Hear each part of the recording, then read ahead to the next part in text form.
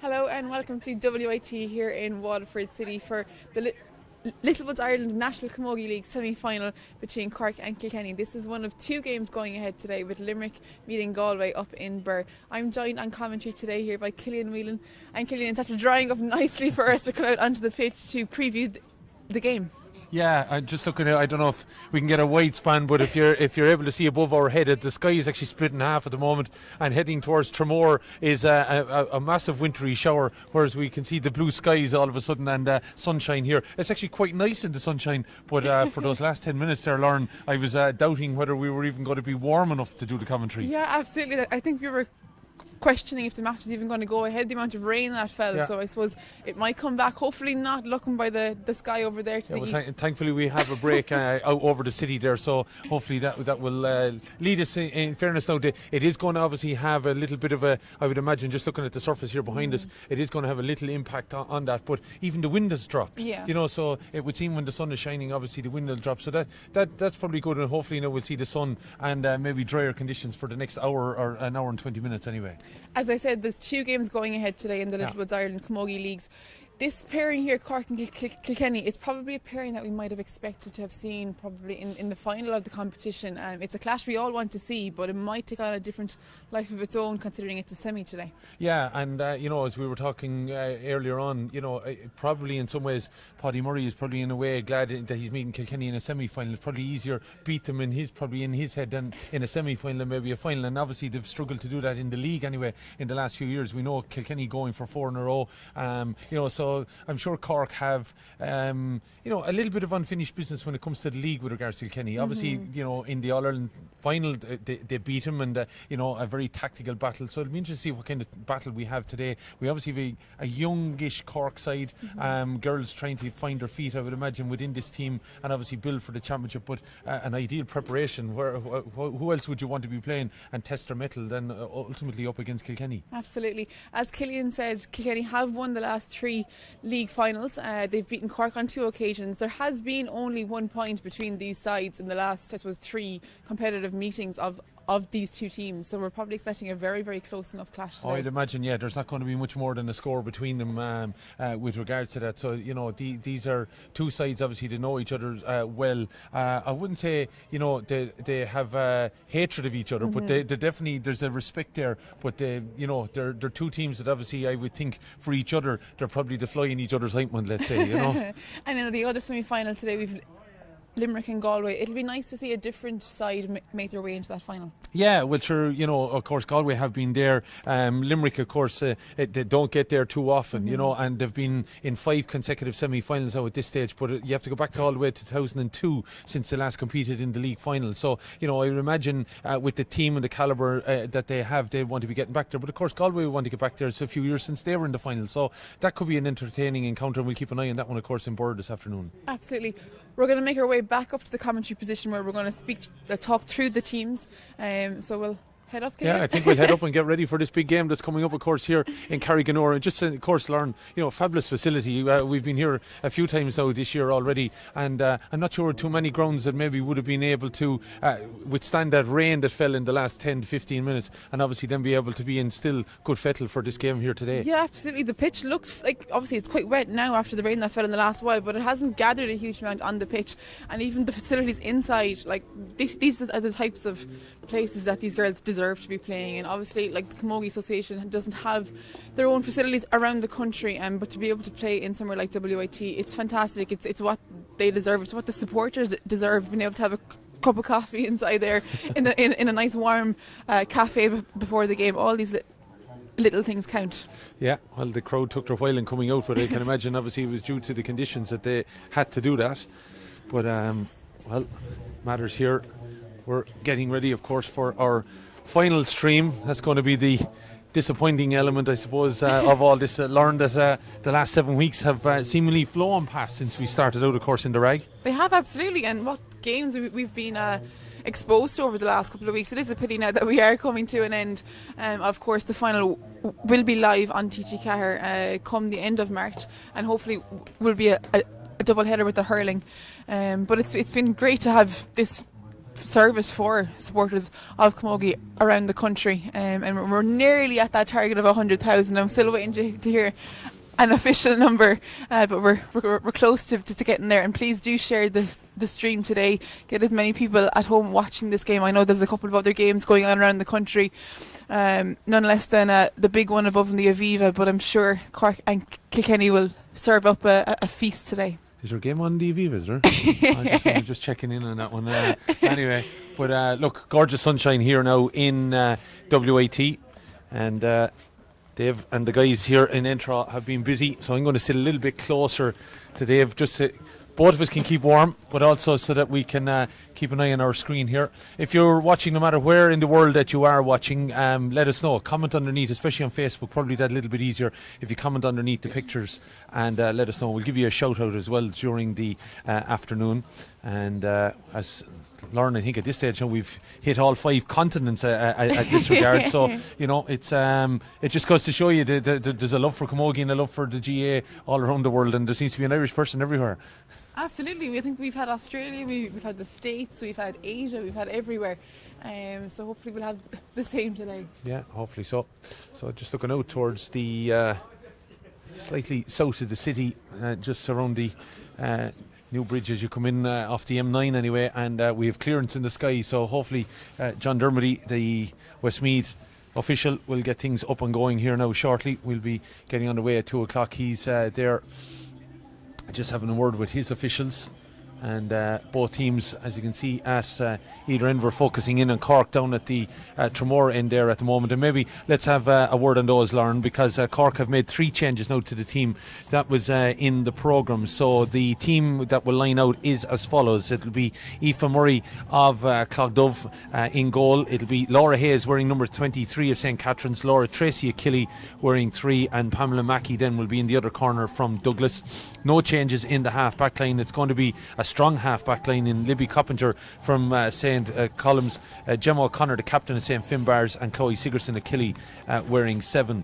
At centre field then, Ciara McCarthy will wear number 26 from Ahabolog alongside Aisling Thompson of Milford. Amy O'Connor, Orla Cronin and Orla Cotter. What a half forward line. St. Vincent's, Enniskeane and St. Cantreds represented there.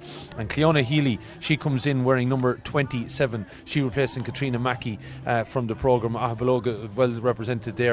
Linda Collins of Kersey Rovers and Hannah Looney of Killy. And you know, Paddy Murray, probably, you know, again, a couple of new faces to the extent what I mean this year, you know, some of the minors getting obviously senior experience this year. Yeah, absolutely. They did come through the All-Ireland minor final last year, and I suppose he has tried to bring through some of those players into his starting 15. And like over the last couple of years, we have seen him introduce 1 or 2 new players each year.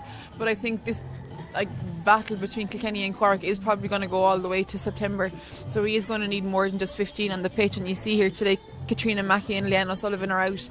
They did miss the last round of the league through injury, so perhaps they are carrying that injury through again, or maybe they just didn't make their place on the 15. But yeah, he has tried to introduce a couple more each year, and I suppose I'm looking forward to the midfield partnership of Ciara McCarthy and Aisling Thompson. I suppose you're getting new blood there with a whole host of experience in Aisling Thompson, and that's exactly what a new player needs.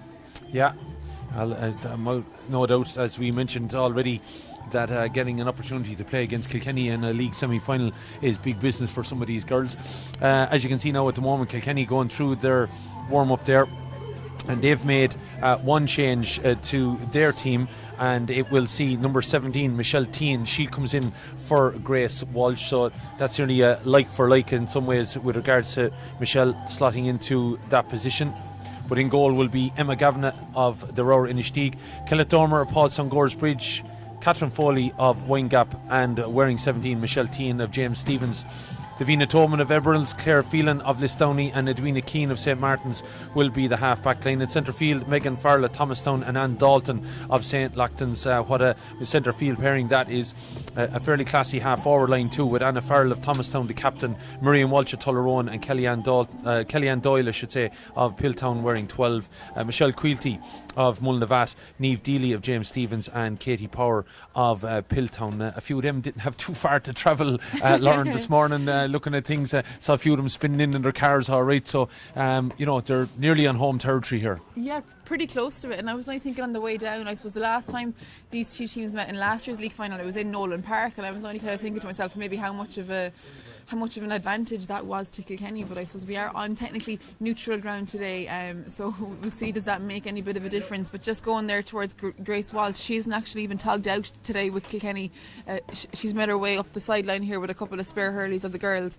I suppose she is a bit of a loss too, and when you're looking at the matchups there in the full forward line, I'm sure they would have preferred to have had Grace Walsh in there picking up one of the Cork forwards, maybe perhaps Amy O'Connor. They would have been rightly matched for one another, but she is a bit of a loss, and I would imagine is probably carrying an injury or maybe is sick, considering she's not even togged here today.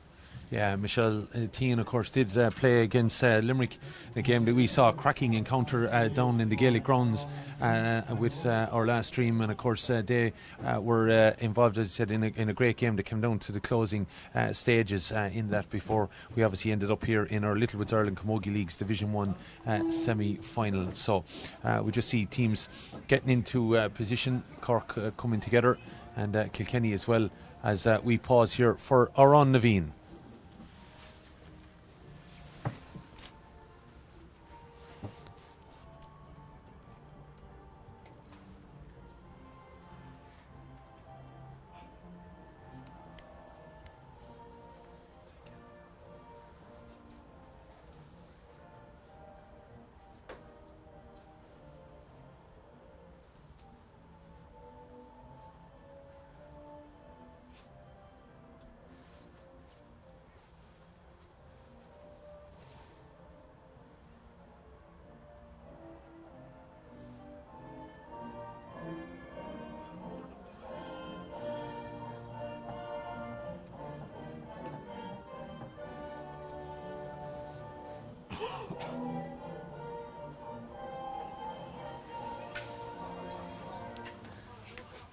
So there you have it, the Oran Naveen here, especially for, of course, our Littlewoods Ireland Camogie Leagues Division 1 semi-final. Don't forget the other semi-final between Galway and Limerick. It's in Burr. It's about to throw in now. And also taking place today is the relegation playoff between Offaly and Wexford. And listening to Ursula Jacob there just in, I think she was featured on Game 1 on Friday night. She was just talking about, how hard it would be on Wexford Camogie to end up slipping down as well, but I would imagine it also would be difficult for Offaly to find themselves in Division 2 next year as well. Definitely, but I suppose Wexford are trying to get as many girls back to playing with the senior panel, and I suppose you want to make it as attractive as possible, and perhaps I suppose Wexford, they are a senior county, we all know the talent that Wexford do have, so I suppose it would be just a little bit easier to coax some girls back if they were to be playing in the top tier next year. Yeah, so that game, as you said, we'll keep an eye on both of those games. Lauren doing her social media duties. Doing my level best here to keep an eye on two matches. So we see both teams getting in now into position and getting ready for maybe just having an eye on the elements. So the wind, when the sun is shining, has dramatically dropped, and we even saw the floodlights come on at occasion when it got so dark here. We thought we were definitely 15 minutes ago, we definitely thought we were maybe in doubt about this fixture, and that to think that the girls were going out in such conditions. But looking at matters now, things have definitely improved, and we will be shortly getting underway here. Kilkenny just in their huddle and taking their time. We're now at the 2 o'clock mark. Everyone ready and willing, and hopefully weather conditions wise we will be okay. So we're here at the WIT Arena, the fabulous WIT Sports Campus, just out here in Carriganore and the Tremor Road, and we're about to get going here. A few positional switches and everything already taking place. I see Niamh Deely out here in the half forward line, but I also see Hannah Looney out here in the half back line, even though she's wearing 15, well, we know she does drop. Yeah, anyway. Exactly. They do tend to make a habit of Hannah Looney dropping right back into the wing back line, but I suppose they do still persist with her wearing number 15. So here we go, ball is in anyway, and we're underway in the Littlewoods Ireland Camogie Leagues Division 1 semi-final. Of course, this has been a successful streaming coverage for the last number of weeks, and we're underway here with two of the heavyweights as such in the camogie world, And looked like a bit of a dunt in the back there, but John Dermody, the Westmeath official, is quite happy. Let the break here move, and eventually it's picked up by Michelle Quilty, and she gives a ball off here, and it's Kilkenny on the attack even into the window. There's an opportunity to flick the ball inside, expecting an awful lot there of Kellyanne Doyle, but that ball is broken away, and trying to get out to it is Laura Tracy, the Killy player, taking it up along the far side now. Hand pass off, and an opportunity here now to deliver this ball up along the wing, where trying to get an opportunity on that there was Aisling Thompson, and also was coming out deeper was Cleona Healy. Ball is played inside, and there's a good takeaway by Kilkenny. The ref John Dermody was allowing the advantage, he just hadn't got the hand up, so the original free was there, and the foul committed on Michelle Quilty. And then there was a second subsequent foul anyway, but he was calling it back for the first one. I'd imagine Quilty's going to take this.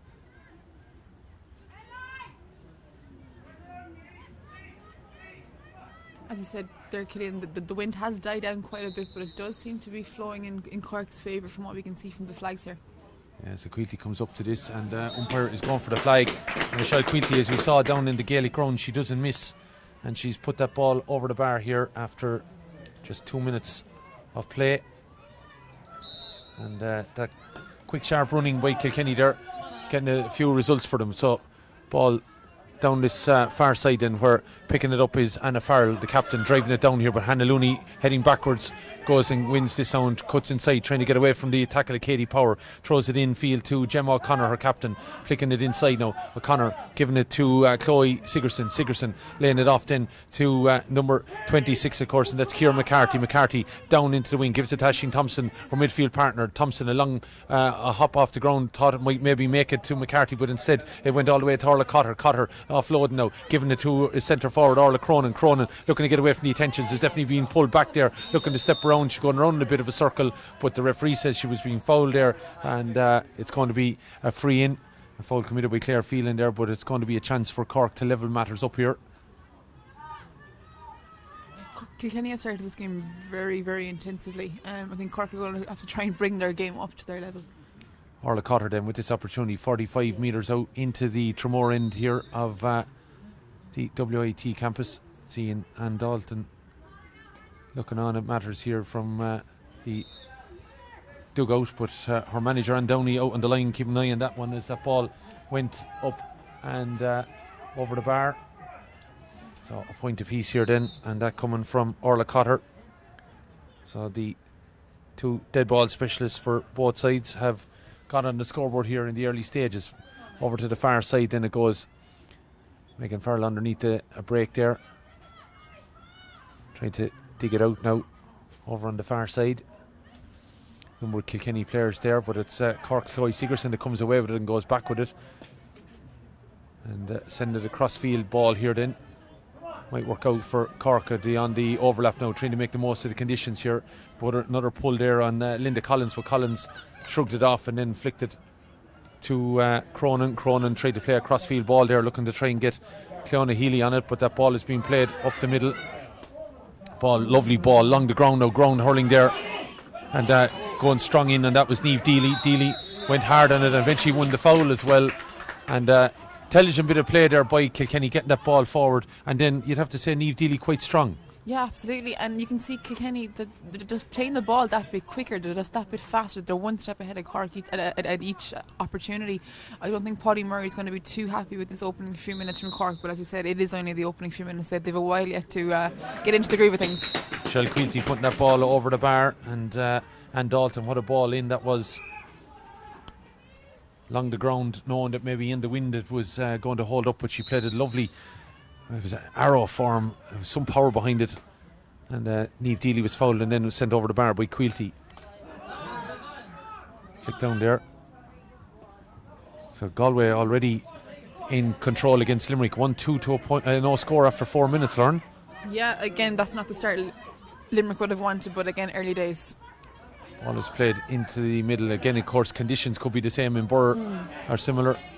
What we have here now with gorgeous sunshine, but as we said about 20 minutes ago, it was monsoon like hailstones, but it's girls here now playing in sunshine at the moment, and it is 2 points to 1, and it's Kilkenny in front with those 2 Quilty frees, but it's Cork over on the far side of the field now. Cronin trying to cut inside, looking to maybe offload it to Cotter, but she gives it instead to Thompson. Thompson then flicks it to Cotter. Cotter looking to step out around now, shortens a hurl, flicking inside. Cronin kept the run. How did she control that? Orla Cronin now flicking it back to Thompson here. Looking around on the left hand side, didn't really look though as she played that ball in, but trying to get it through on it there. Clean Healy. Healy knocking it back. Going to be picked up by Ciara McCarthy.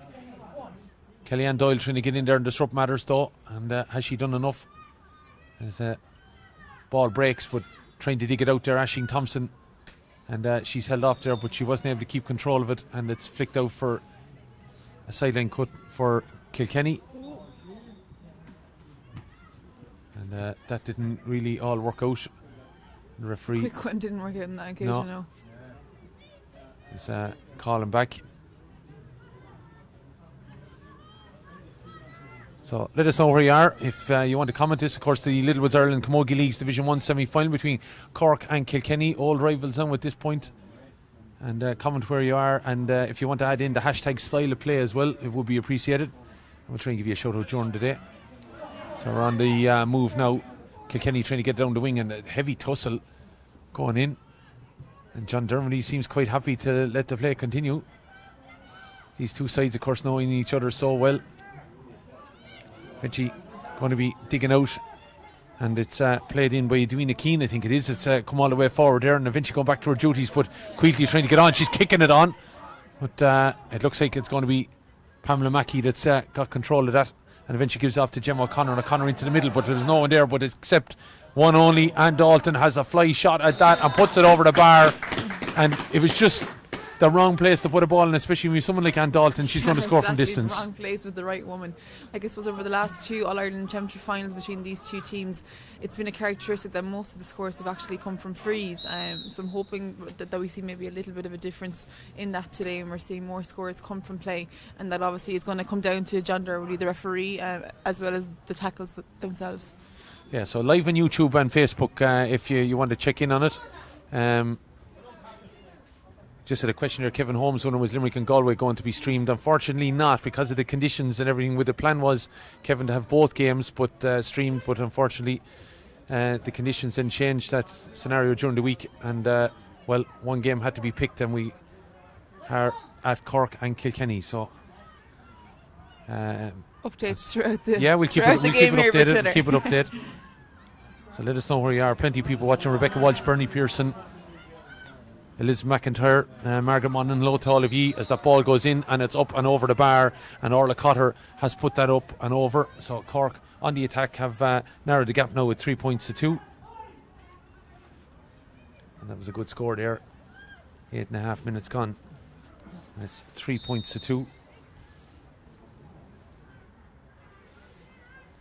So puck out to come, and it comes from Aoife Murray over to this side of the field. And that might give you an idea of the breeze holding it up a little bit under 45. Ball breaks down, and it's going to be one there by Edwina Keane.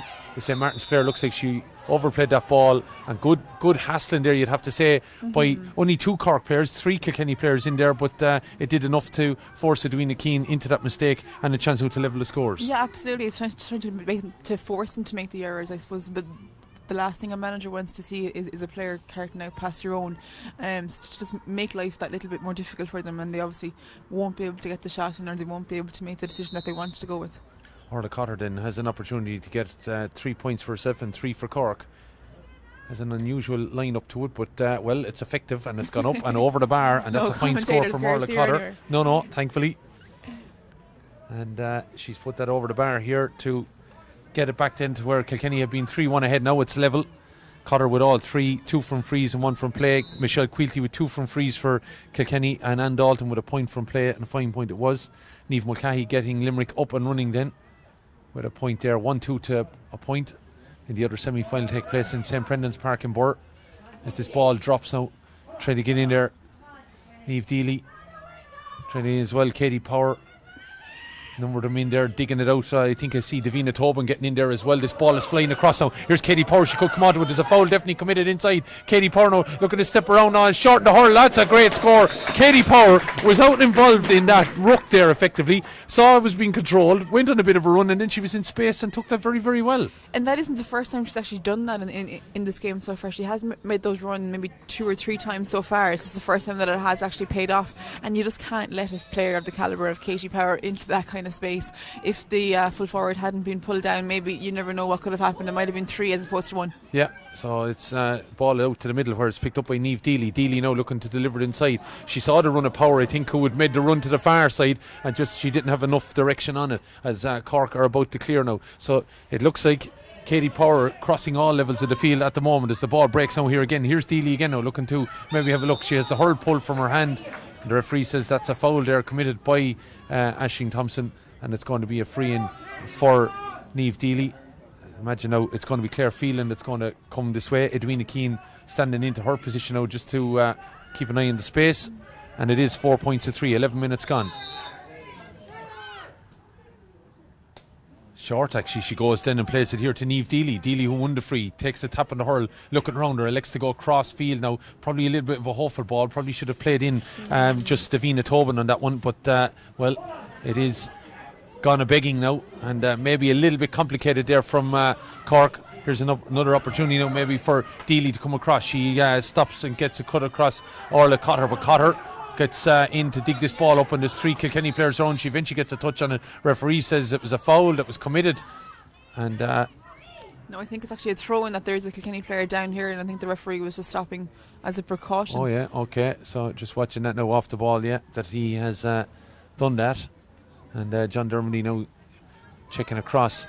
I think it was all in that ball, a crossfield ball, but I just, you'd have to wonder. Claire Phelan comes up that way. I'd imagine, you know, some of the inside forwards probably would have felt that she should have put it in around the goal rather than going short as she did then. Well, I suppose you have to look as well at the wind. It was her first free of the day. She hasn't been striking an awful lot of ball from play either. So just to maybe figure out the wind and what way to strike the ball is probably what's on the front of her mind at the moment. The option was on there to pass it off to Deely, and I think it probably was. I don't know, it's like a 50-50 shot really, like hit it in into the full forward line. You never know who's going to win it, where it's going to land, even judging by that wind. So perhaps she thought the risk was a little bit lower striking it short here to Deely. Deely's pass then obviously didn't go to hand. Katie Power did make another run, it just didn't pay off. Yeah, so we're going to have a throw ball then. Good to see Alicia Mendez McCarthy is back with us. She's in Indianapolis in Indiana watching this morning, so hello to you, Alicia. And Caitlin Eslow is on there as well to say that she loves watching Orla Cotter take frees. Well, as I said, it's a bit of unusual style, but she gets it and it is effective, and they tend to go over. Okay. So, line ball given, and I think the correct decision was made in the end, but a delayed reaction. Delayed reaction, yeah. Looking at it, decision has been made that it is a Kilkenny line ball. It's cut inside by Ann Dalton, but it's cut out by Gemma O'Connor, 2 fine exponents of the game of camogie. And Hannah Looney gets a foul card to Thompson. Thompson looking to get away now from the attentions of Katie Power. Power was fouling her, so a lovely ball inside, nearly caught it the first time, but Cork are on the move, and when they move very, very well. Lost there now, lost in the sun and lost in bearings and everything like that, and it looks like Kilkenny are going to pick it up.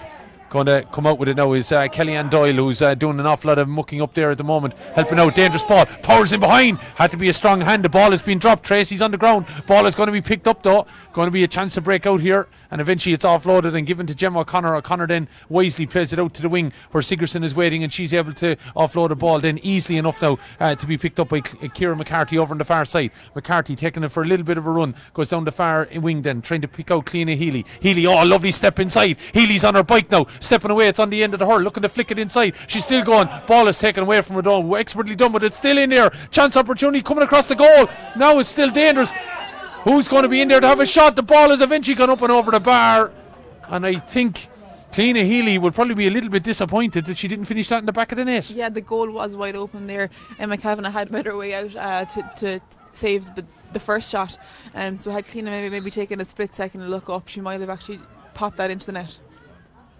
And I think just looking at her her head reaction after that, I think she was disappointed it just went off the hurl a little bit. So 4 points apiece then. That's a right encounter here at the moment. It's end-to-end stuff. Could have been a Kilkenny score at the other end, and then Cork make it the full end of the field and do it. As Hannah Looney gets in there trying to keep it on the end of her hurl, goes out over the line under pressure there from Niamh Deely.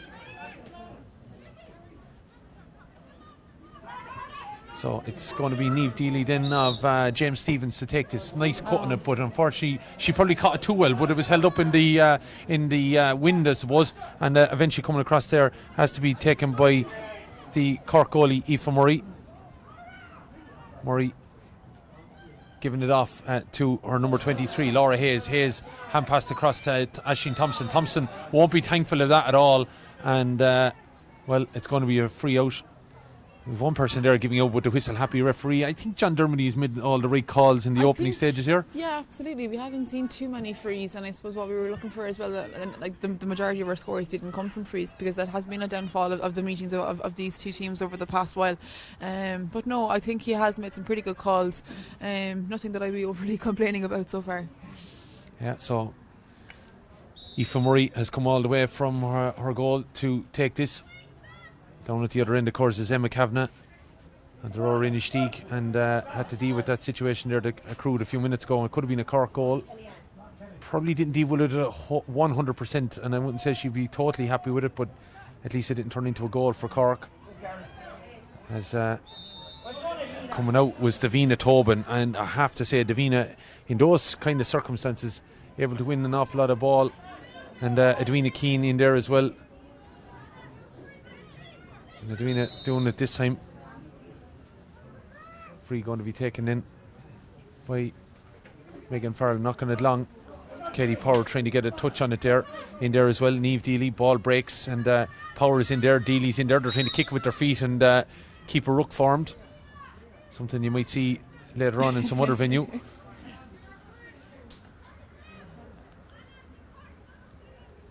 Wind's starting to pick up here again, and I'm not liking the clouds that are coming to our left hand side, and maybe we might just get the next 10 minutes out of it before we start to see another wintry shower. I'm sure these girls will be glad to get in if it does start to fall, as this ball is played away by Hannah Looney. Looney giving it off to Sigerson. Sigerson steps inside well, looking to shorten the hurl there, but she's well tackled there. It's good play there by Kilkenny as they got back, a bit of a wild pull there, but it worked out okay. Ball is played back here by McCarthy, playing it back to Thompson. Thompson up the wing, lovely ball. Looney, or I should say Cotter, looking to step inside, having a shot, but it's gone to the right and wide. It's her first wide of the game so far, and it comes from Orla Cotter. Probably rushed it that little bit. Yeah, they do have the wind, but I think maybe just the accuracy there, probably should have aimed for the far left post, and it would have pulled back in. So puck out comes with the referee. Is having words with Niamh Deely. He's not overly happy with the challenge that she committed before that chance for Cork. So fairness to John Dermody, he waited till the play came to a halt, and he's going to book, I think, Niamh Deely, telling her for the offence that was committed, and it's a yellow card for her.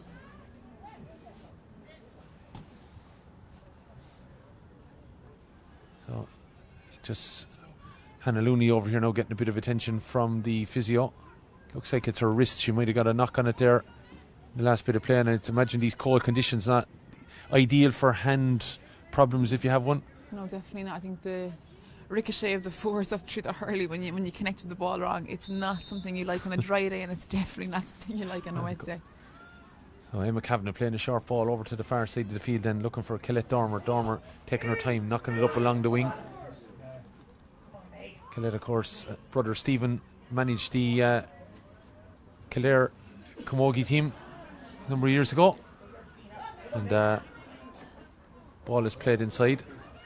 Hello to the Littlewoods crew that have joined us. Thanks, guys. As we play the ball across field here now, is Kilkenny and Cork, 4 points apiece, and it is with Katie Power trying to dig it out. Katie been very, very strongly involved in this game so far, and lying on the ball there, I think a little bit might have been the Laura Tracy, but they're trying to appeal there to the referee. That's what could they do, but anyway, the free has been given. I'm not sure has it been downgraded to a throw-in yet. Yeah, it was a throw-in. It went through everyone though, and Katie Power's in there again to pick it up. She's looking to shorten the hurl and play it inside, giving it off here chance maybe could still accrue for Anne Dalton, dropping it in. What a score! Anne Dalton with a phenomenal effort, and it's definitely, that was worth the admission price alone. Absolutely, like she did strike it off the back foot and into that wind as well. It needed a good amount of force, but it just snuck in there and past the left post. I think Katie Power probably wouldn't have been too happy if it hadn't gone over. She was calling for that ball, and she could have maybe recycled it, but they got the score. Yeah, what a fabulous score. You'd have to say 5 points to 4.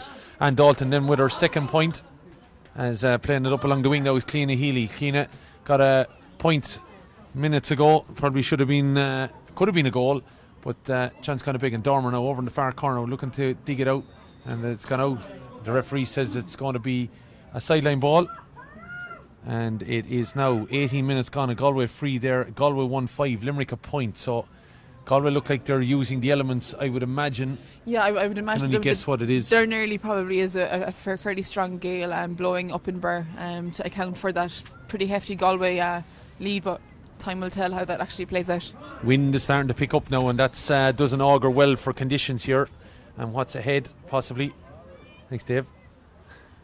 As we see a sideline ball over on the far side, looking at the sky again, being split in half practically.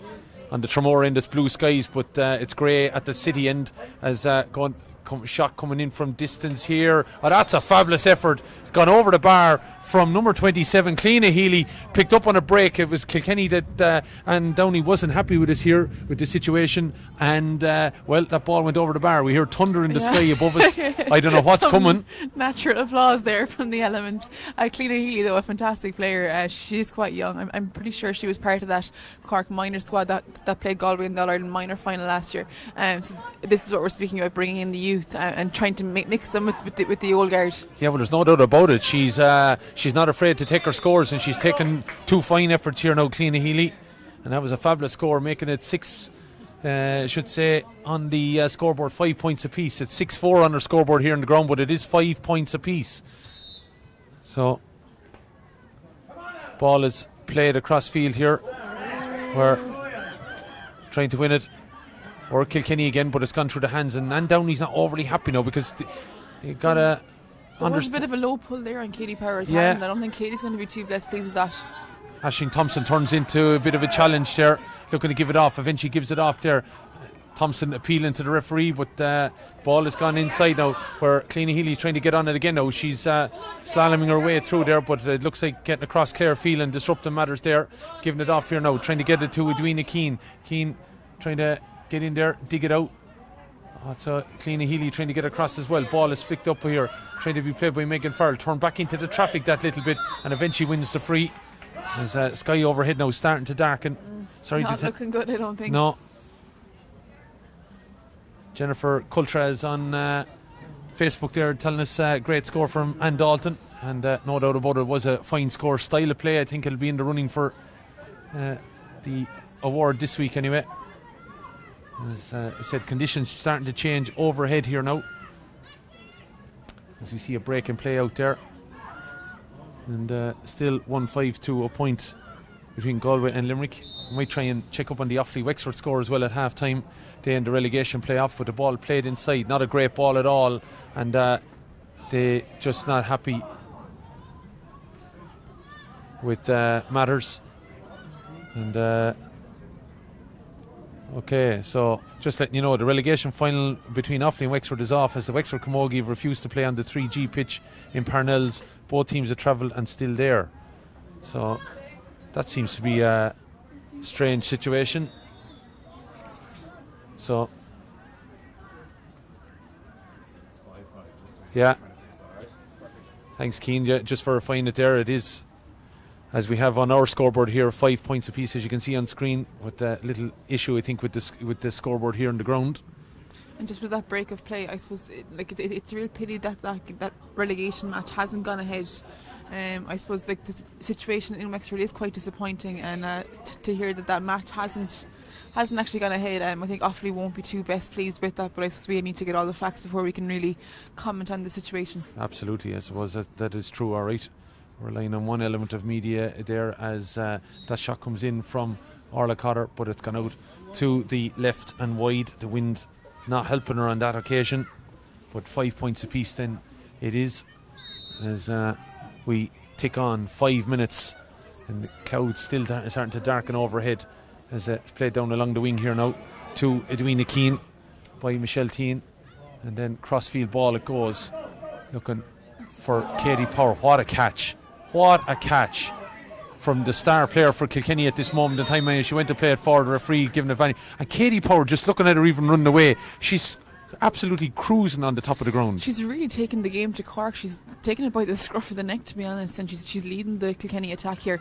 As you said there, she's gliding through tackles. She's not even looking like she's feeling any sort of fatigue, but I think she's been given a pretty free role by Anne Downey. We're seeing her in all corners of the pitch. I don't think she's maybe gone back too far into the defence, but she doesn't seem to be playing a set position in the forwards, which is probably to her advantage because she can play anywhere, so why not confuse Cork?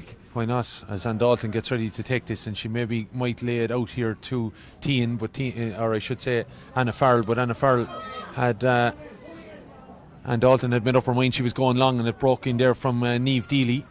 The only thing you would say from a Cork point of view is that apart from Katie Power, the feed that's been going into the inside forwards hasn't been great from a Kilkenny point of view.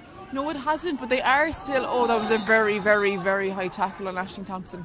Yeah, and the Cork management not overly happy with that challenge there. And, well, Thompson's up at least. I think it's Anna Farrell, and referee looked to his linesman. I think it's Ray Kelly over on the far side. I'm interested to see what happens here. Thompson didn't have a hope. She was just turning back and straight. Pretty much blindsided. Blindsided, yeah. To me now, this could be, depending on what John Dermody makes a decision here, he could see that as a high challenge, and it's a yellow card. I think Anna Farrell is lucky. Yeah, I wouldn't be complaining too much had that been red. Because Thompson was a little bit blindsided by that, and it came straight across her face. Now maybe the reaction maybe was a little bit more because Aisling Thompson is up and moving, but to me it was a tough challenge came in there. 27 minutes gone, 5 points apiece. If you're watching, let us know. As this ball comes in long and gone out to the right and wide there from Chloe Sigerson. So it remains on the scoreboard, 5 points apiece. And as we said before the game, we reckon there wouldn't be any more than a score between these sides, and well, they're level at the moment. So Cork probably should be trying to capitalise on this breeze a little bit more. Like Kilkenny are making their way into the Cork back that little bit easier, and now once the wind changes at half time, it'll probably be even easier again. Snowfall in Burr, we believe, at Galway leading Limerick by 1-6 to a point. We're just getting information on that, but the free in coming, there won't be too long until we have some form of snowfall in here. As we hear thunder overhead here, and well, crazy weather on the 10th of March. But of course, this time last year we were in all sorts of weathers here across the country. We got a break from the snow at this point before it did return in mid-March. But here we go then with 2 minutes remaining, and the hailstones starting to hit the top of the roof here as that ball goes up and over the bar from Orla Cotter. She puts Cork in front then at 6 points to 5. And probably in some ways she has had one or two misses, but credit Kilkenny, they seem to have sorted out maybe their fouling difficulties back there, because that's Orla's first score in 18 minutes. Yeah, we haven't seen Amy O'Connor on the ball a huge amount either. I think that's testament to the fact that the Kilkenny defence is very much on top, I think, back there, and that has been a characteristic of this team for the past couple of years. Yeah, the crowd trying to get shelter here now in either one of the two stands that it's here, but we're in the nearest one to the campus, and it's 6 points to 5. Cork lead. A minute gone of time to go as the ball is trying to be played inside. Kilkenny trying to rattle a score for the break, and it's Katie Power, the foreign player. Offloaded ball coming straight through, and Dalton looking to shorten the hurl, being tracked by Looney, stepping around, maybe giving it to Power. It flicked away just in time. Thompson with a bit of play there. Ball is taken away, and she's done it well to keep control of that, and a chance to break out here with Gemma O'Connor. But if Aisling Thompson hadn't got the hurl in there, Katie Power could have turned it into something. Looney going to go from 65, playing it across field now. I should say Cotter giving it off, giving it to Linda Collins. Collins looking to step inside on her left. This will be some score. Linda Collins with a fabulous effort. Aisling Thompson has to take plaudits for that, though. Absolutely, that was a very, very, very important interaction there from Thompson there, just to deny the clean pass to the Kilkenny player, and then to work the ball all the way up the pitch, and it resulting in a score for Cork. I'm sure Paddy Murray is going to be delighted with that. 2 minutes of additional time to be played, and wind and hailstones here now straight into the face of Emma Kavanagh. She poked that ball out, trying to get it forward here now. Michelle Tehan looking to step inside, giving it off to her full-back Catherine Foley. And then Edwina Keane trying to come down and keep it under her, because she can't afford maybe to knock it long, because, well, with those conditions it's not going to make it that too far. As you said, the hailstones coming straight from the motorway end of the ground here, right up the pitch, and difficult enough conditions here, as you can imagine.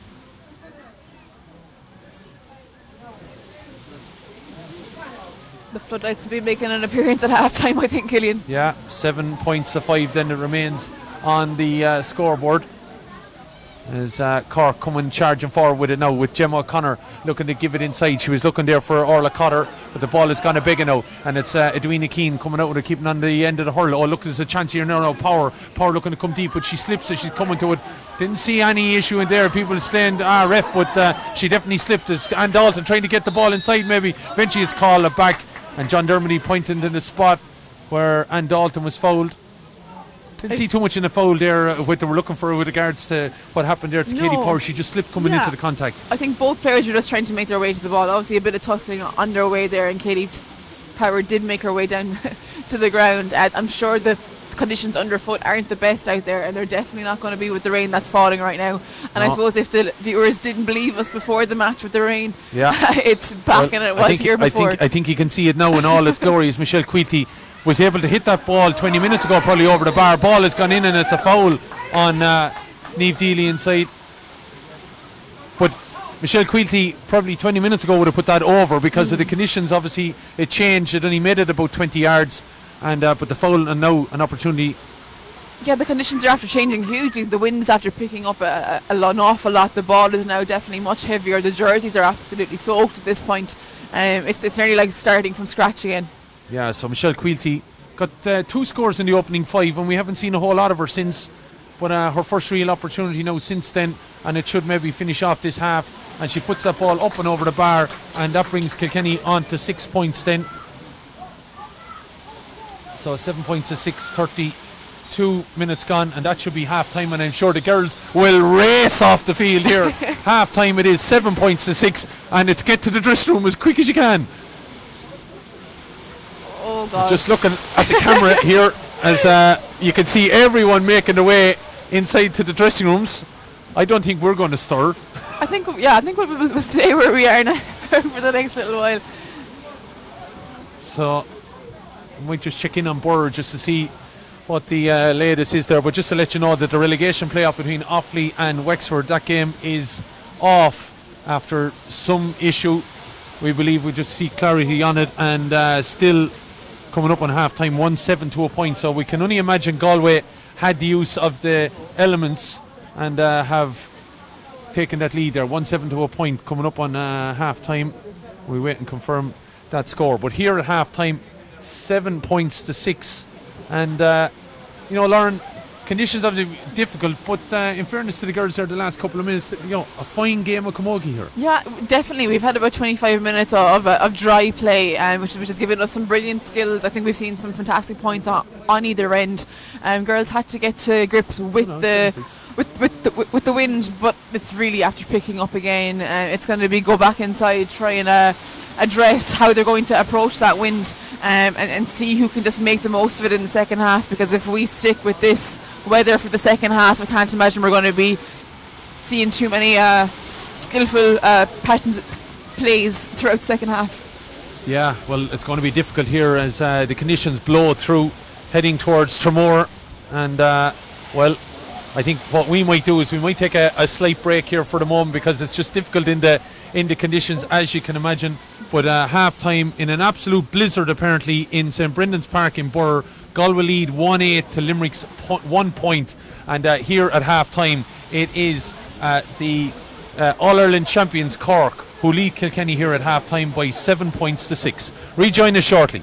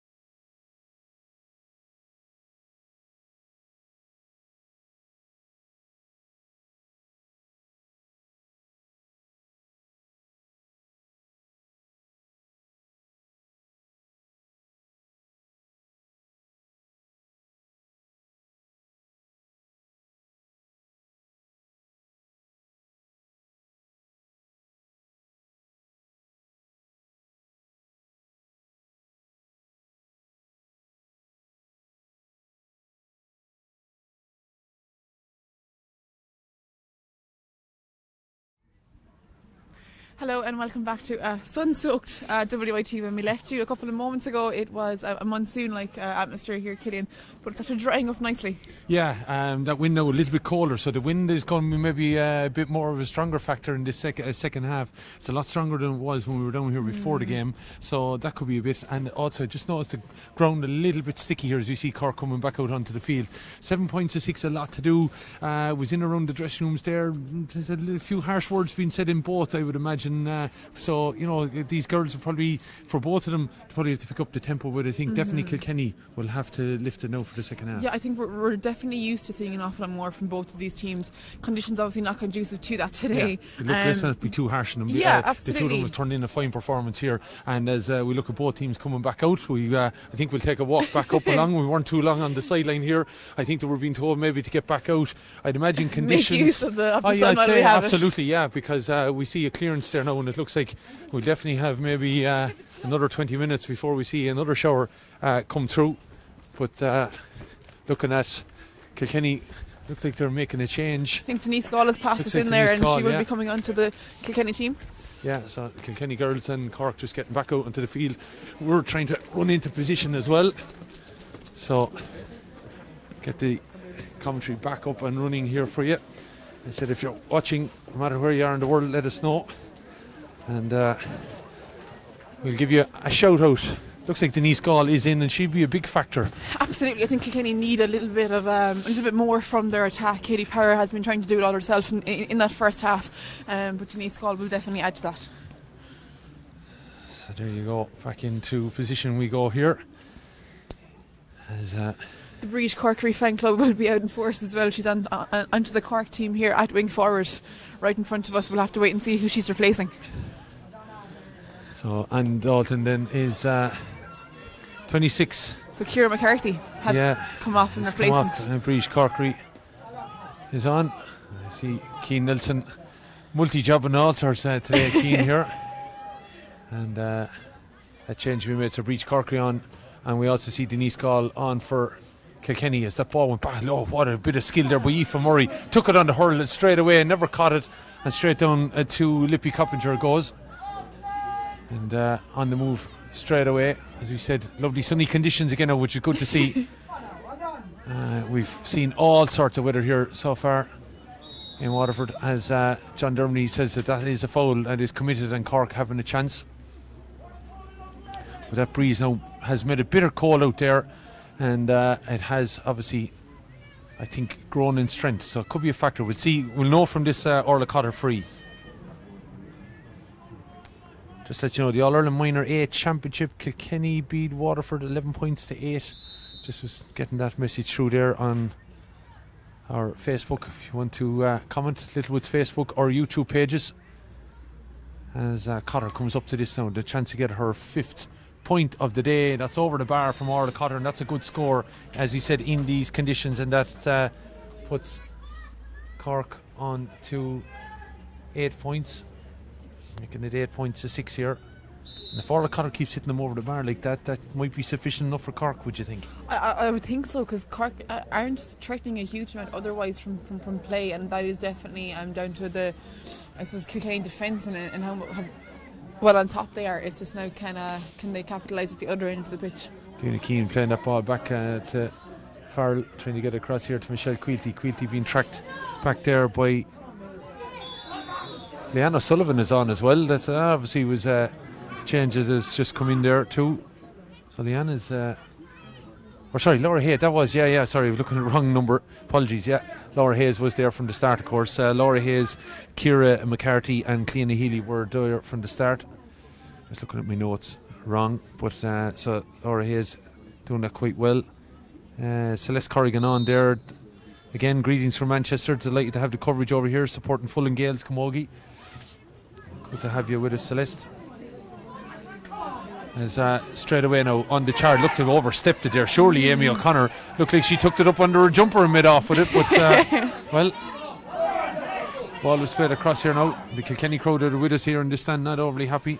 Denise Gall trying to get her first part of the game since she's come in there as a substitute, taking it on the hurl there. Edwina Keane trying to get in there, but back in there again is Amy O'Connor. Amy, a tough customer out there, but I think in these conditions, and any camogie player, you're going to be tough customers. And Dalton gets a lovely flick forward on that. Quilty tried to get up there and win it. The ball breaks, it doesn't go well, and then a bit of a swing there. And this game is getting a bit testy out there, I'd have to say, Lauren. Definitely. I think, like as you said before the match, there is definitely a rivalry between these two teams. It's not a nasty one, but there's definitely a rivalry between these two. That they know each other so well, so I'm not surprised to see things are getting a little bit narky out there. I can't imagine either set of girls are too best pleased with the weather. I don't think anyone likes being freezing cold and having to try and hit a ball around the pitch. So I think there's a couple of things coming together to make this a tasty affair. John Dermody is out there now, and he is taking control of the matter. He's going to throw that ball in because the ball flicked up off of him. He's walked Not away sure where though. he's going to. Yeah, he's coming down here to have a word, I think, with Amy O'Connor. Is it? No. Amy's there, okay. He's having another talk. I think, is it Orla Cronin, is it? Yeah. Orla Cronin, he's having a chat with, I think he's not happy with, he's not happy with something that went on in that ruck, I think. And that's maybe why he's having a word with her. And she did go in strong in that situation where Kilkenny had the ball. But so John Dermody has gone back and have a word there with Orla Cronin, and she's picked up a yellow card for herself. So we're still on the scoreboard, or 8 points to 6 in favour of Cork. Then 4.5 minutes gone. Ball breaking over on the far side. Kilkenny, as we know, going for 4 in a row of league titles, but at the moment they're finding the testing out. Opportunity up at the far end in, and here's Steely trying to give it off. Ball still being flicked back in there, trying to win it, playing it inside. Still anybody's ball in there. Killian in there, Katie Power was in there, but chance kind of big, and Cork have turned it over, and it could have been a goal chance, Lauren. Cork are doing very well to play the ball out through the lines, and they're looking to get something out of this one, I think. Orla Cotter now playing it down the wing, looking for a little bit of movement there out of Linda Collins. Collins got a fine score just towards the end of the first half, giving the ball off now. Back out it goes into the hand of Amy O'Connor. O'Connor putting the ball up into the hand again, and maybe could have caught on steps there with a lovely bit of play. And O'Connor still going, but well, she tried to maybe be too elaborate, but eventually Kilkenny then deal with it and looking to get this ball down the field. Edwina Keane now playing the ball forward, but it's taken away from her. Trying to help out there, Michelle Tehan, as the ball is played forward. Lovely take on the hurl there to buy yourself that little bit of space there by Anna Farrell. Played it inside now, and Dalton can score from distance, winding herself up from 65 metres out, driving this ball long and driving it over the bar. And then it's just nonchalantly walks back, Cristiano Ronaldo style. What a score from Anne Dalton. She's definitely taken them all out of the locker today so far anyway. 36 minutes gone, and that narrows the gap back again then to 8 points to 7. Sarah Harrington and Niamh Ní Chaoimh watching in Abu Dhabi, up Cork they say. There's ball over on the far side, it's a foul, and Dalton straight away gets it on the end of the hurl, driving it in, but didn't really look, and it might work out. Oh, Katie Power coming in on top of that one as this ball is flighted in. Dangerous ball drops in front of Aoife Murray, and she steps outside and gives this ball off, and she's going to land in the hand of Laura Hayes. Hayes flicking it inside, good intelligent play by the Cork backs, driven by Gemma O'Connor up along the wing. Might work out though, but it's trapped by Anne Dalton, but it's Cork in there trying to get bodies in there, diving in on the ground. Megan Farrell trying to get in there as well, but the ball is going to be a throw in, and good tenacious play again by both sides. Not a dirty stroke there, but just two players going for a ball. Is trying to Megan Farrell trying to get there, but Aisling Thompson definitely pulled the hurl back, and going to be a free. I think Denise Gall is going to take over the free taking by the looks of things. Well, just definitely from distance, I would imagine. Yeah. Caitlin Eslow, yeah, she was right on the 65 metre line. They were just wondering how far out. It was right on the 65 with the wind behind her, but she's still a yardage behind that as well. And Dalton with a fine score. And that, as you said, narrows the gap. 8 points to 7 here. You're tuned to the Littlewoods Ireland Camogie Leagues Division 1 semi-final. And our coverage, of course, is streaming action all throughout the league campaign since we started 7 weeks ago in the Rag when Tipperary took on Cork. Up comes Gall on, and it's long and it's high and it's up and over the bar there. No doubt about it with that one anyway. Denise saying to basically Anne Dalton, what you can do, well, I'm raising you. And she's put that ball over the bar with that free from 65 metres out. It's fantastic to have a player like Denise Gall to introduce to this team in the second half. I'm sure it brings such a lift to the rest of the girls on the panel. Yeah, no doubt about it. And she's in there. Of course, came on at half time. Veronica McCreevy, off her left side as well with regards to that from Anne Dalton as the ball breaks. Aisling Keller says up Cork from Abu Dhabi as well. So, few watching as ball breaks over on this far side now. Good intelligent play there, you'd have to say, by Hannah Looney, giving it off now. Played it inside, but the ball is being turned over, and it's Megan Farnow driving it across field. Helped out there by Davina Tobin. Ball hops, but referee says you picked it off the ground. Good call by the referee. Good call by John Dermody, with Hannah Looney coming out. Definitely another scoreable free here, and this will put Kilkenny in front for the first time in the second half.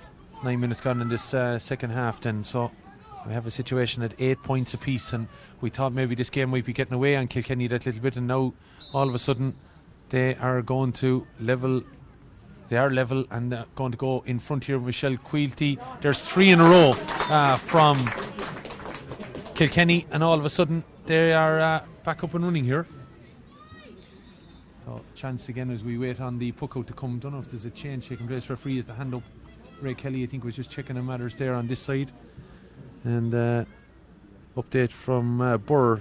Galway have a point, 1-10 to a point there against Limerick with 7 minutes gone in the second half. That is disappointing from a Limerick point of view. I don't think they're a 12-point less off of a team. Definitely. We'd probably have to get the story of the match, so you never know what could be going on up in Burr. Again, the conditions probably aren't that good considering the commentary on Twitter that we've seen so far. Probably haven't got as lucky as we have here with the sun. Ball is over on the far side then, where it's going to be picked up by Orla Cronin. Orla Cronin being urged on now, Danish Keen player, to take it under. Michelle Teen in there doing the needful, and looks like she's dug it out somehow and giving it off now. Dalton in there looking to deliver it as she takes off on a bit of a run, takes it on the right and then shortens on the left and plays it in, but Katie Power just wasn't maybe alert enough to be able to be on that. But the ball might be turned over here now, because in a bit of bother is Gemma O'Connor. Ball has hit the deck and then it's been picked up by Kilkenny, and there's Cork players in there. There's a bit of a scrum now forming in there, trying to dig it out.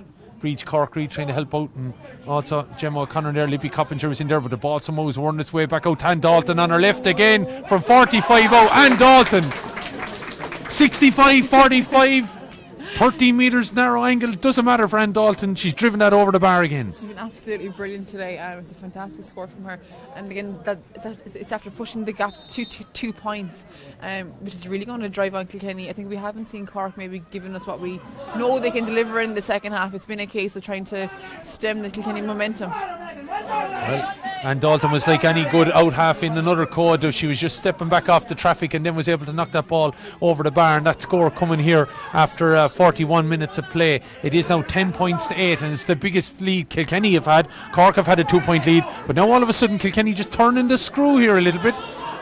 Just a little bit, but I don't think we're going to be creating any conclusions so far on this game. Absolutely not. You just can't take those chances there, as trying to dig it out over on that far side.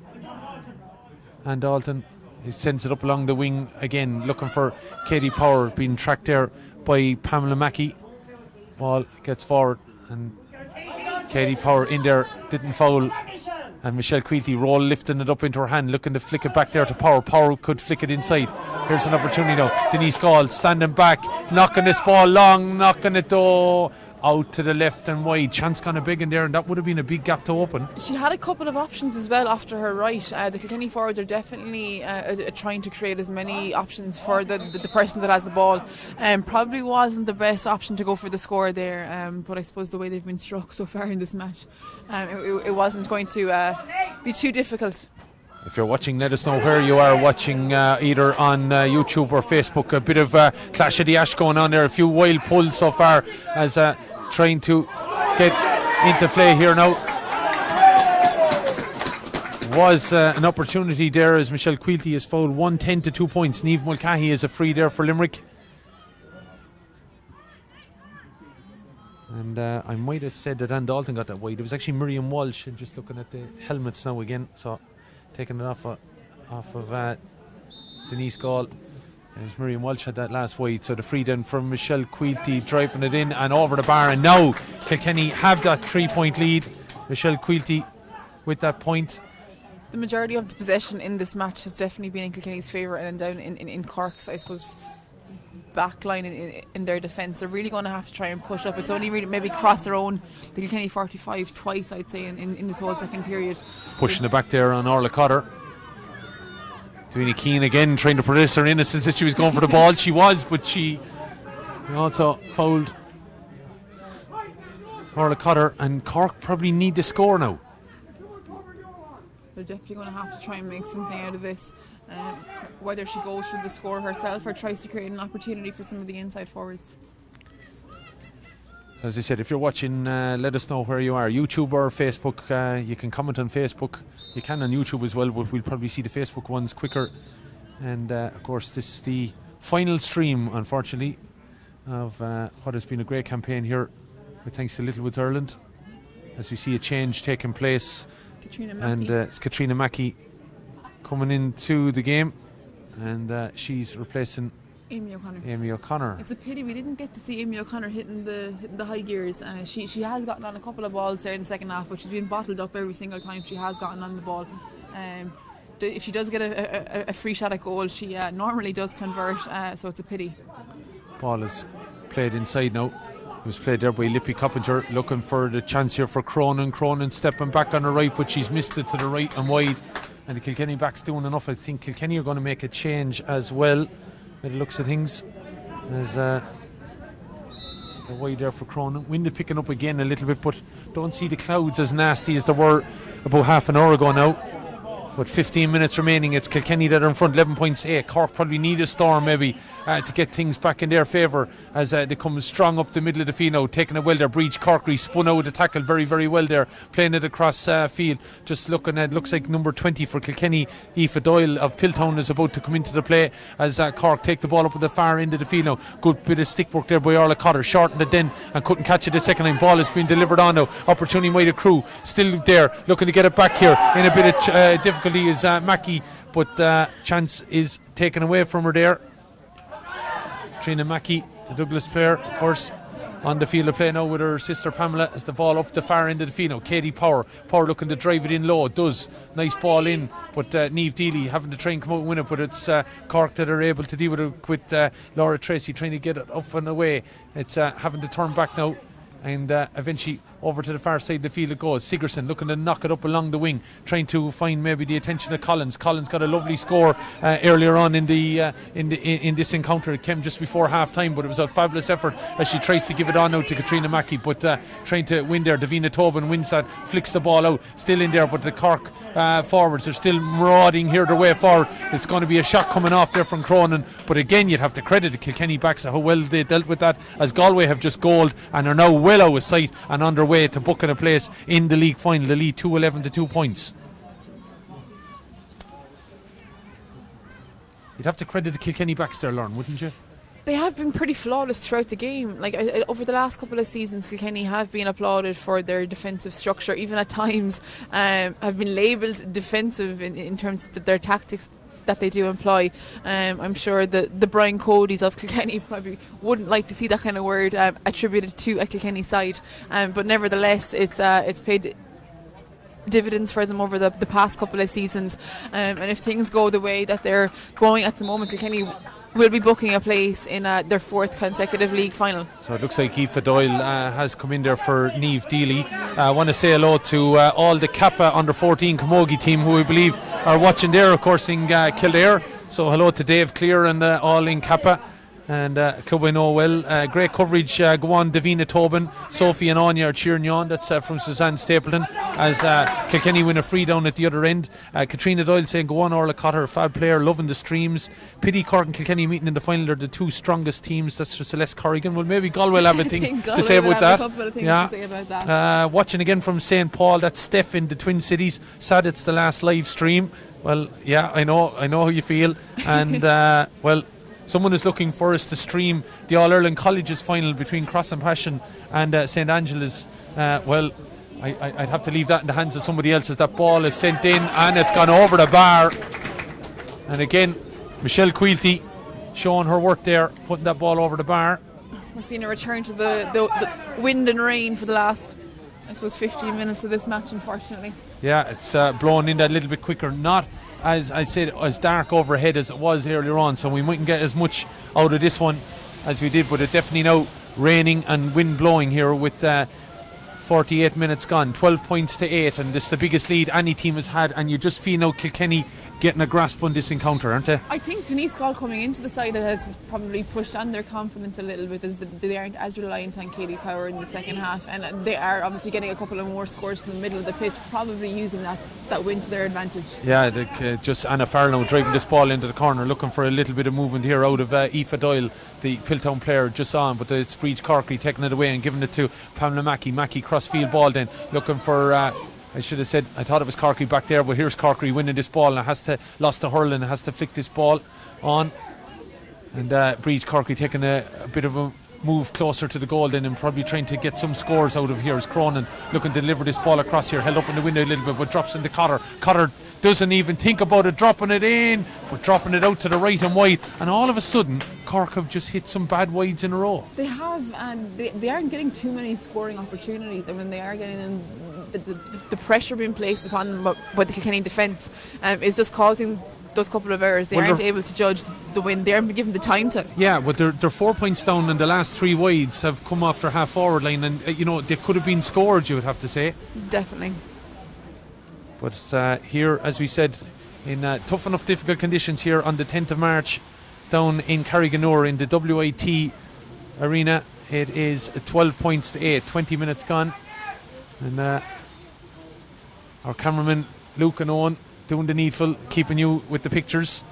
I hope the fingers are okay, lads. But at least they have covered the stand. The girls are out in the wind and the rain here at the moment with 20 minutes gone in the second half. Michelle Quilty trying to get onto this. Could this be a game changer? Quilty though snatched at it a bit with Thompson coming on her, and that ball has gone out to the right and wide. But Michelle Quilty, let's not fault Michelle Quilty. She has 6 points to her name here. And she was pivotal in the last round as well, getting that win over Limerick. So just looking at one the Mirafirna for Cork running down the wing here, trying to urge the players, and it looks like now they're tightening the middle and leaving one inside. This is going to be an interesting tactic to maybe see then to play the ball into space here if it works out. As Cork now trying to come forward with Gemma O'Connor, the captain, leading the ball down on the end of the hurl. Anne Dalton is coming to her, looking to step away, but Anne Dalton just seemed to come into her eye line and she lost control of the ball. Anne Dalton having a masterful game, cutting the ball across field. Will she be your player of the match? Maybe let us know. Comment below and put in the hashtag style of play, letting us know who you think should be the player of the game. Daniela Morrissey about to come in. What a player to be able to bring on as this ball is knocked in long now. Dangerous ball. Clean O'Healy, we know, has got 2 points in that first half, but she hasn't got a sniff of it really in the second half, as Dormer playing that ball out and away, and it's gone up along the far side now, but it's Cork cutting it out, trying to get it on. Here is Orla Cotter, probably need her a little bit closer to goal. Cotter playing it in field now. Coppinger looking to step inside, opportunity maybe to get forward, looking to offload the pass, didn't maybe give the shout to Thompson and had to get back and win it and give it off to Sigerson. Sigerson stepping out around the tensions there of Megan Farrell, losing the ball then, looking at the opportunity. All tenacity and tenacious play going on here from both sets of players, but eventually it's Kilkenny to turn it over. Coming on to it now, Gall looking to step inside, playing a ball long, she's going for the score, it's dropping in, but it drops out just to the right and wide. And Denise Gall was going for that effort. As the rain abates here, I think it's pretty obvious that Cork are now, after switching the game plan a little bit, they're going to try and work it through the lines and maybe work the ball into the full forward line rather than trying to score from that half forward position, because it hasn't been too fruitful for the last while. Daniela Morrissey about to come in. We're just waiting on Keane Nilsson with Ray Kelly there as the linesman, and looking at number 18 coming in, I'd imagine for 12. Seems to be in all kind of confusion there on that board. So Kellyanne Doyle being replaced. No, it's actually Miriam Walsh has been replaced. It said 12, but Miriam Walsh has been replaced by number 18, Daniela Morrissey. And what a player to be able to bring in. And Dalton has to be player of the match, is Angela Ireland. I think she's definitely in the running, all right. But what I suppose these two teams have maybe as an advantage over the rest of the senior squads around the country is the strength and depth. Like we're saying, with each sub that's coming on, that to be able to bring on the Breach Cork or the Danielle Morrissey's, not too many other panels have that kind of strength and depth, and that's probably why they are getting to finals year after year. Chloe Sigerson over on the far side, the Killy player, trying to find Breach Corkery, who's now up in a forward role, just couldn't get it up on the stick as the ball breaks away now. Cotter trying to get in there, Coppinger trying to get in there as well. Davina Tobin, though, is upsetting matters from a Kilkenny point of view. She's in there strong, and it looks like Edwina Keane is in there as well, but Thompson outside the ruck was able to knock this ball back, and it's played in by our captain Gemma O'Connor, but it's cut out by Megan Farrell. Caught very, very well. Has an opportunity to offload the pass here then to Michelle Tehan, the James Stevens player, up along the wing now, looking for a little bit of movement here, looking for Aoife Doyle. Loses it though a little bit, and taking it away from it there was Laura Tracy. Ball is back out here then with Orla Cotter. Tried to play a little tricky pass there, but it didn't work out then. Gemma O'Connor hits the deck and trying to move it, but in there again, Cotter wins it as foul, says the referee, and with the foot there, and it's going to be a free that is going to be taken by Orla Cotter. But Cork needs something to happen very, very quickly. 6 minutes remaining here.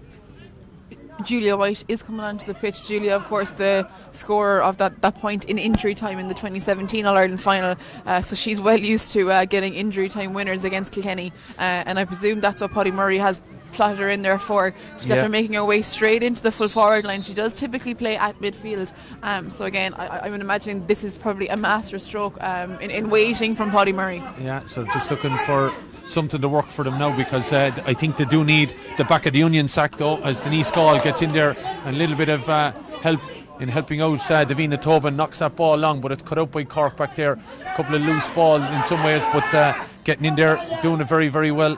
Anna Farrell disrupting the matters here now, and it's an opportunity to get forward. Ball is with Aoife Doyle, falls overhand. Doyle coming forward, second time pass, shot coming across, save, and Aoife Murray got that ball away enough. But credit Aoife Doyle, one thing in her mind, coming across angle, it was a perfect opportunity and it would have finished this game off. It remains 12 points to 8. Bit of a ruck form now, down on the 20 metre line. Still, anyway, this game could go. 5 minutes remaining, and it's getting it forward here now towards Orla Cotter. Great intensity, Veronica McCreevy says on her comments here.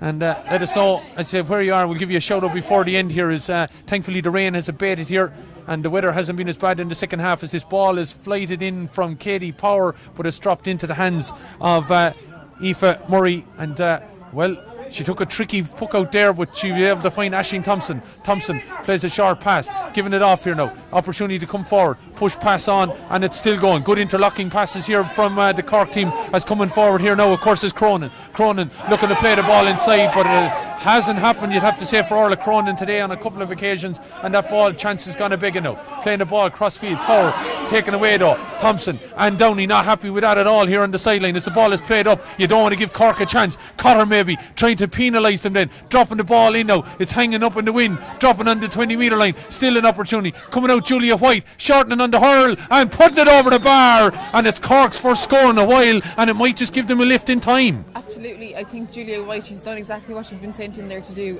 She's dry anyway is probably one thing, coming off the bench there, and she's a very fast player, and we can definitely see that from that first passage of play. I said it was Cork's first score in a while. It's Cork's first score in all of about 25 minutes, so they need something to happen here quickly for them, and that's something Paddy Murray won't be ultimately happy with. It's an either second point of the second half, as the ball now is in the hands of Orla Cotter, trying to get this ball forward, and here goes Julia White again, looking to step inside. She hits the deck, she seems to have overheld a little bit. The Kilkenny crowd not overly happy, but I think John Dermody might have given her the benefit of the doubt, because she slipped in the possession of the ball there. But still, could be an opportunity now to form a ruck here, and just getting in there, and you have to credit Megan Farrell. She got in there into a ruck and just made sure no one was going to get that ball.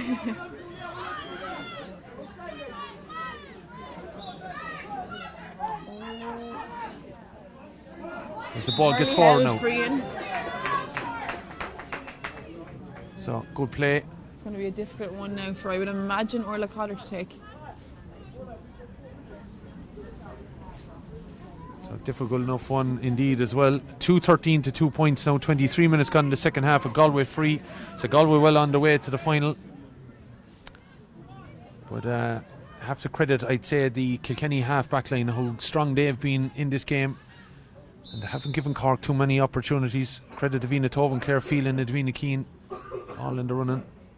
As up comes Cotter to have a shot at this, but she's pulled it out to the right and wide. And the wide's definitely haunting Cork in this second half. Absolutely. They're definitely going to have too many of those on the wide count. The Cork stats people, I know they have a fairly extensive backroom team, and they'll have all those numbers to hand for the girls once they get into the dressing room. But they're definitely things they're going to have to address later in the year. You don't want to highlight players too much though, but like Orla Cronin 2 wides, Orla Cotter has 4 wides in the game, 5 frees, and there's a 3-point gap, so that is a factor. As Thompson and Farrell come to blows there in the middle. The two of those have been going to blows all throughout the game. The ref loses whistle on that occasion. Yeah, no, there was nothing as he allowed the play to continue. As Cork now tried to come hunting. They need, I would think, a goal if they're going to salvage this now at this stage. Colette Dormer though shortens the hurl. Calmness personified. Colette Dormer plays the ball over to the far side, and there's even an opportunity there now for Anna Farrell to miss it and go back and get it the second time, driving the ball in, but back there to try and win it there. Laura Hayes now trying to come out with it, but she's robbed of the ball. But there's enough Cork jerseys there, you'd imagine, now to try and win this ball. Trying to pick it up was Hannah Looney, but she's lost it. And eventually though, it's Breach Corkery back there to help out Pamela Mackey as this ball back into the middle now, where Lippy Coppinger tries to win that ball, but there's a Kilkenny player gone down injured. And I'm just looking at the helmets. I think it might be Ann Dalton, and she just put her head in there, and I just think got a little bit of a blow. And thankfully I think we're going to have the sun for the remainder of this encounter. Plenty of action going on here, fabulous facility. There's sports of all sorts going on around us, and we also have got obviously this Littlewoods Ireland Camogie League Division 1 semi-final. So Kilkenny in the firm place of being in the league final in a few weeks' time, when of course there'll be the curtain raiser with the men's Division 1 final, wherever that will be. I hope we get to go learn. We won't be streaming, but sure. We'll have to get fluent in Irish for the next couple of weeks and see can we get our CV in there. Well, we'll have to talk to Ella McConville. I heard she's a good Gael goer, so she might be able to give us a few lessons. But it definitely looks to be Galway that Kilkenny are going to be meeting in that semi-final. It's a new pairing. It has been Kilkenny and Cork for the past number of seasons. We're not going to know where that league final is on for the next couple of weeks. Obviously we have to wait and see how the hurling semi-finals do play out. We're going to know those pairings over the next couple of weeks. Kilkenny are going for 4 in a row. I'm not sure has it even been done before, but I think, I don't know, is the league maybe the top of their priorities this year? 4 in a row would be fantastic, but the O'Duffy Cup has eluded them for the past 2 seasons. Cork have beaten them, so I'm sure that's what is top of their list this year. Yeah, there's no doubt about it, but Cork, I'm sure Paddy Murray going to be a little bit disappointed with this performance. They definitely were in the hunt there. You can talk about conditions and talk about the wind and everything like that, but you'd have to credit Kilkenny and just how once they got level and then forced the lead, they turned the screw, and just Cork have been found wanting, really. Yeah, they pushed on. Like, Cork had the lead in the first half, but they never looked overly comfortable with it. Kilkenny were continuously piling on the pressure, and just that they've continued that now throughout the second period, and Cork just haven't been able to do much with it. Lovely bit of play by Michelle Quilty over on the far side, but she turned out over the line, and I think it might be Pat Keogh is the Carlow official over on the far side, and judged that to be a line ball, and it's a sideline ball then for Cork. So 2:14 to 4. Niamh Mulcahy with a free, and even with the conditions and everything like that, just Limerick just haven't seemed to be showing up, I suppose. Yeah, I think all 4 of their scores have come from frees from Niamh Mulcahy, which is never a good sign. But again, the conditions probably not too helpful in that regard. But I think Limerick will go home disappointed ultimately. Time on was up here with Edwina Keane, and she's been absolutely massive in this second half. But I think the whole half back line for Kilkenny, thou shall not pass, has been a factor, and they've had to really, for Cork, they've had to force the ball in long, and well, they've done very, very well here. There's trying to roll lifted up here now. Michelle Tehan onto her hurl, trying to get forward. The referee says she's been fouled, and Well, I told you there was a few choice words when I went into the tour around the dressing rooms at half time. There's a few choice words coming out of the Kilkenny one, and it seems to have done the work. And some teams do respond quite well to that kind of interaction. I suppose other teams maybe don't. You just have to kind of figure out which team yours is, I suppose, and see, well, what do they need at half time? Is it let the players talk amongst themselves and figure it out, or is it maybe a little bit more guidance from the management team? So, long clearance then from Claire Phelan, the Listownie player, but it's been picked up and it's going to be driving forward now by the Orla Cotter, and I think that is it. Yeah, John Dermody has seen enough. It's come to an end. And it is Kilkenny that have, as we said, done the needful. A Cork performance that obviously didn't work out that well for them ultimately in the end. The second half that just, I suppose, having to battle into that wind, and then when Kilkenny just got the gap that they did, ultimately it was Kilkenny's to control and Cork's to try and loosen, but they just weren't able to do enough. Wide count as well probably affected them that little bit, but just Kilkenny too good in the day.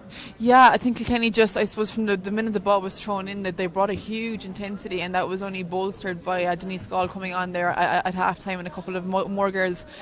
Cork will ultimately go home disappointed. They're back to the drawing board now. They do have the Munster Championship to look forward to in a couple of weeks' time. But I don't think this will be the last time these two teams meet, be it maybe at semi-final or final stage later in the year. Hopefully when conditions are a little bit better. Obviously they'll have much more hurling under their belt at that stage, and I'm hoping that wide count will come down. But for now it's Kilkenny that march on, and it's the first time Kilkenny and Galway have met in a final since 2008. So a pretty new pairing, I suppose, in that decider. Galway did win the league back in 2015, if I'm not mistaken, which was the last time before Kilkenny went on that 3 in a row march. So like we definitely do speak about Cork and Kilkenny and their rivalry, but Galway are always knocking on the door. They're definitely been the most consistent team in that top 3, I suppose. They won the double back in 2013, and they've been pretty much up there ever since. They haven't gone away too long. So looking forward to that league final and seeing what they bring. They've had a pretty facile victory over Limerick, which I'm sure isn't going to be too good for preparations. But they've had a pretty impressive league campaign so far. But could it be Galway heading in the right direction? As I said, they're a team that have, maybe in recent years knocked on the door. It just hasn't happened for them. Could this be a sign that things are going in the right direction? Well, definitely. Like, there was a puck of a ball in the difference in the 2017 semi-final. I'm not sure if you remember it, Killian, but they played an absolute electric semi-final down in the Gaelic grounds that went to extra time, and then Cork went on to win that All-Ireland by 1 point, Julia White in injury time. So there's very small margins between all these teams. So yeah, Galway are definitely knocking on the door, and I think they haven't been too far away. It's just, can they actually get over the line this time? Yeah, we'll just have a think about the player of the match there before we head down. Lauren, number of standouts ultimately across both sides, but I would imagine one of them, the player of the match, we would think is going to come from the Kilkenny side. I think so, yeah. They definitely were the more consistent of the two teams throughout the game. I think Cork in patches were very impressive, but I think we'll definitely be giving this award to a Kilkenny girl. It's just a matter of who will give it to. Yeah, we'll just see, as I mentioned, I think that half back line was so strong, especially in that second half. You obviously have to credit Megan Farrell and Alton, everything that they did. Katie Power had a big first half, probably second half wasn't as needed as much, because as you mentioned, maybe Denise Gall coming in as well tightened up matters that little bit. Anna Farrell just seemed to be in lots of places as well, being able to dig out an awful lot of ball, and of course Michelle Quilty has to get some credit with regards to the score she took. Yeah, so in the first half I think Kilkenny were very reliant on Katie Power, and maybe Cork at half time did do some homework on her and maybe directed their defence to pick her up that little bit more tightly, but Kilkenny definitely had a spread of influence and possessions across the second half, so she wasn't needed as strongly, I suppose. Yeah, well, the Kilkenny and Cork teams heading in here from the venue at WIT. Kilkenny will be in that league final in a few weeks' time.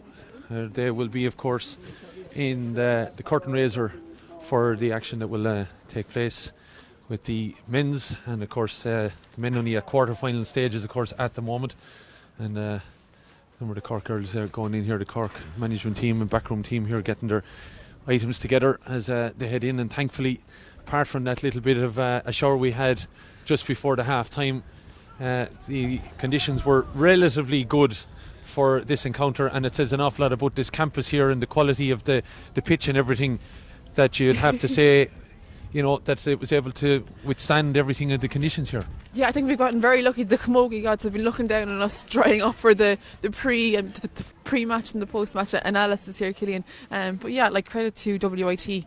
The pitch held up fairly well given the absolute downpours we've had over the past couple of hours. So yeah, it definitely held up, and I think probably to the Camogie Association's delight, because no one likes to be trying to find different venues for these refixtures. Yeah, so looking at matters then here this afternoon, you know, it has been a fine encounter. You know, maybe just have a word on Cork as well, I suppose. You know, an awful lot of new blood, and then obviously players that have an awful lot of experience as well. Trying to marry those two, I suppose, is Paddy Murray's job now for the next few months before championship. Yeah, so he's definitely going to have to try and bring in some of those newer girls. Like the Cliona Healy today was fantastic in attack. She had a very good first half. Probably wasn't as dominant in the second half, but I suppose the Kilkenny defence didn't allow for it, but I do think that midfield partnership, Ciara McCarthy and Aisling Thompson, did quite well in the first half. Aisling probably came to the fore a little bit more in the second half, and yeah, definitely a mixture of youth and, I suppose, old guard. I remember thinking about the likes of Breach Corkery coming in there in the second half. You really can't beat experience, and I suppose she has experience. I don't know how many All-Irelands are we talking up around? Yeah. Some ridiculous number at this point. At this stage, isn't it? So I think experience counts for an awful lot when you're playing the likes of Kilkenny in these crunch ties. Youth is fantastic. They have a confidence about them, and especially coming through a youth setup where there's been so much success. But yeah, it's trying to mix the two and find the right balance. Looking at Kilkenny though, again, you know, a second half performance, they were down by a point at half time. That probably, you know, when you look back at it now, did we give them enough credit for that performance in that first half, when you think of the conditions and everything like that, that they did then, you know, come out and did the needful of what they had to do in the second half? When you think of it, they were only a point down at half time, and now we're feeling this breeze here on our back and everything like that. Now, it wasn't as strong. There's definitely has been a change in the weather conditions in that regard. It wasn't as strong, but they probably laid the foundations. Even though they did get a bit of a telling off at half time, they probably did lay the foundations for this victory in that first half. Well, I think Kilkenny probably stuck to the process, and I know it's a cliche in Gaelic games about sticking to the plan, but I suppose that they never seemed to panic. They never, I suppose, were throwing caution to the wind. They were just trying to get the little things right, get the hooks, get the blocks, and the amount of turnovers in the second half is phenomenal from the Kilkenny team. So while there might have been a few harsh words, I think it was just to try and just reinforce the fact that you need to stick to getting the basic principles right. They did it in the second half. Their defence definitely got the basics right. They didn't let Cork do too much. So yeah, I think they just did the bare minimum in the first half. They didn't allow the gap to widen, and they pushed on. Yeah, and just turnovers is the word there that you mentioned. I just think, I'd say there was nearly, you know, every Kilkenny player got in there at some point and was able to force a change. You know, I was even thinking of a couple of occasions where, you know, even their half forward line, Anna Farrell, Miriam Walsh, Kellyanne Doyle, you know, they were involved in so much. You know, Daniela Morrissey came in, obviously Denise Gall was in there, you know, at various stages, just around that middle eight. They turned over some, as you said, some amount of ball. Megan Farrell and Dalton, you know, was able to obviously step out the loop that little bit, probably wasn't in on occasion maybe in the breakdown, was able to stand back because the work, obviously the Trojan, the workhorse work, was being done by some of the other players. It was phenomenal. That's exactly what the management are going to be looking for. It's one of those stats that really tells you the work rate of a team, and I think they're going to be delighted with the stats if they are keeping them on those turnovers. Work rate is like, if you haven't got the ball, you can't do anything. So obviously the first line of that is to try and dispossess the opposition, and they did just that.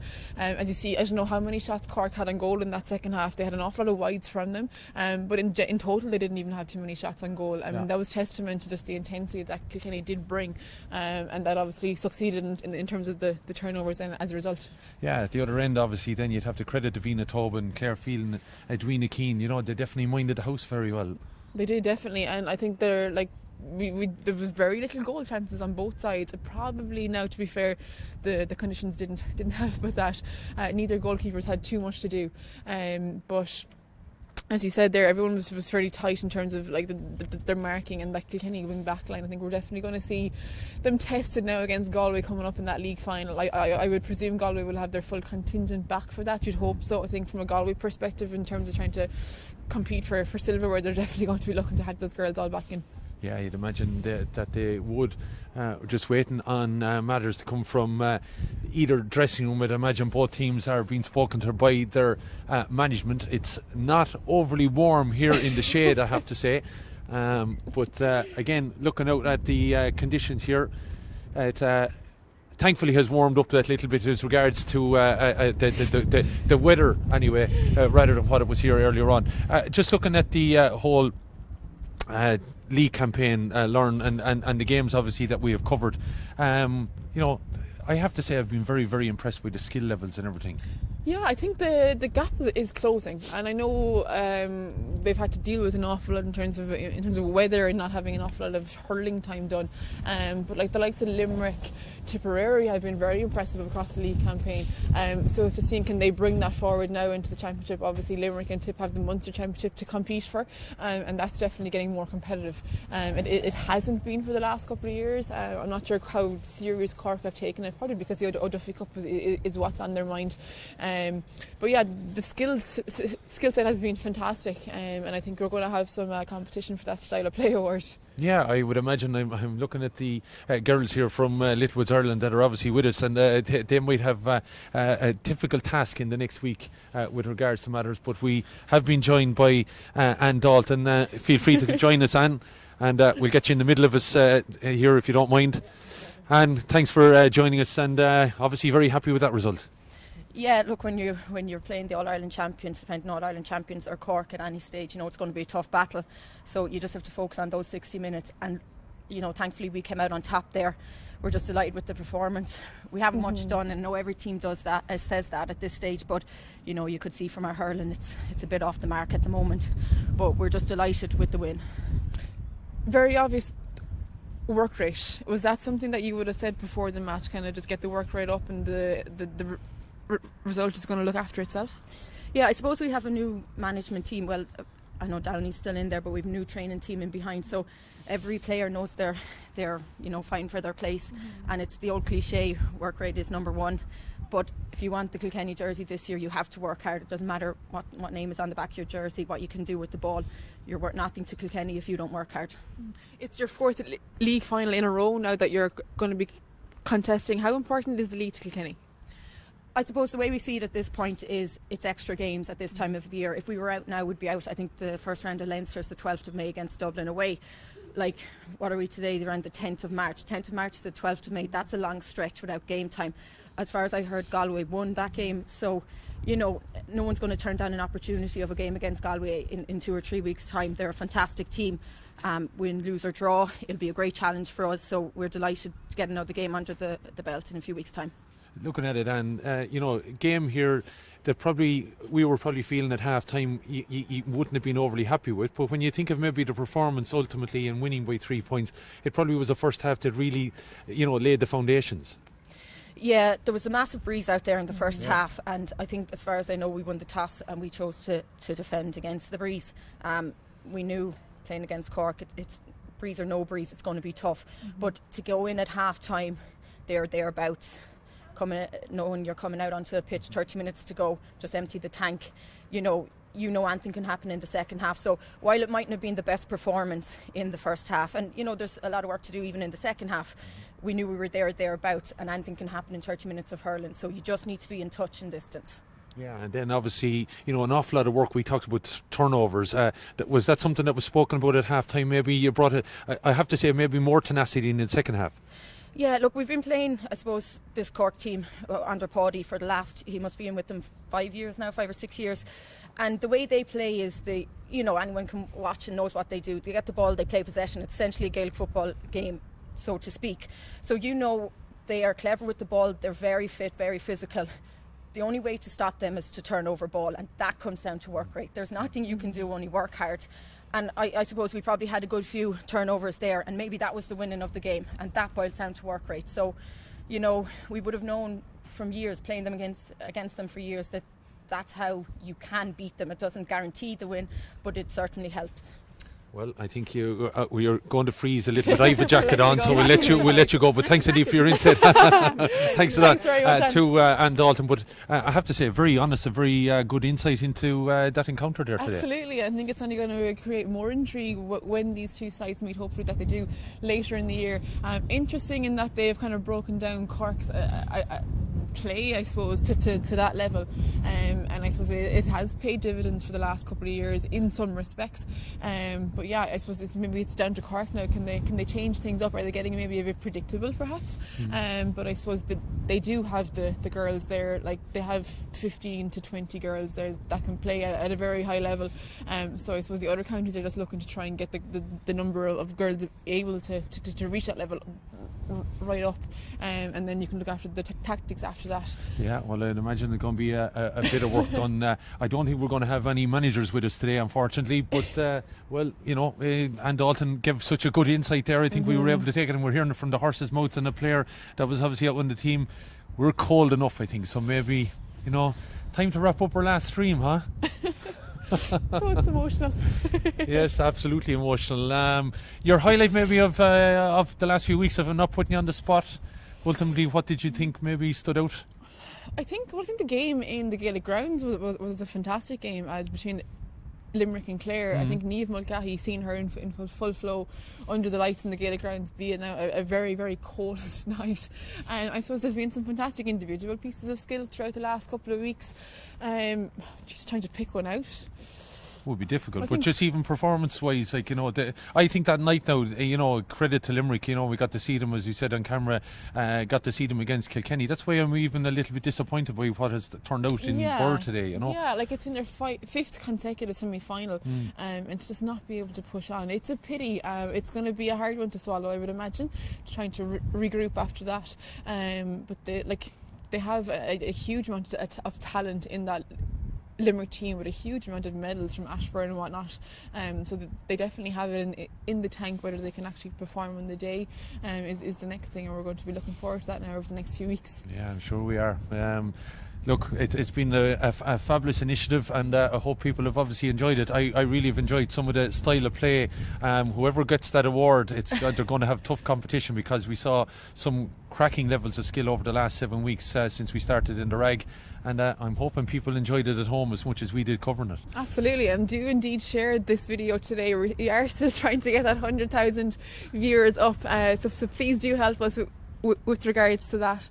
And I suppose just a word of thanks to Littlewoods for their sponsorship over the past 3 years, and indeed in pushing this initiative forward this year. I think it's been very much well received over the past 7 weeks. I think the social media commentary has been fantastic, and it's just providing a service that was definitely wanted, and hopefully it'll be continued. Hopefully something that can be continued, all right. And as you said, we've touched the 5 continents of the planet, I think, so that's been some achievement. Absolutely, and I think we're going to wrap it up here from WIT, because it is very, very cold. We're dry as of now, but that's not to say that the heavens won't open in the next couple of minutes. So for myself, Lauren Guilfoyle, I'd like to thank Killian, Whelan here in commentary, and the team at Entry, and of course the girls from Littlewoods looking at me here looking absolutely frozen, but thank you very much for tuning in.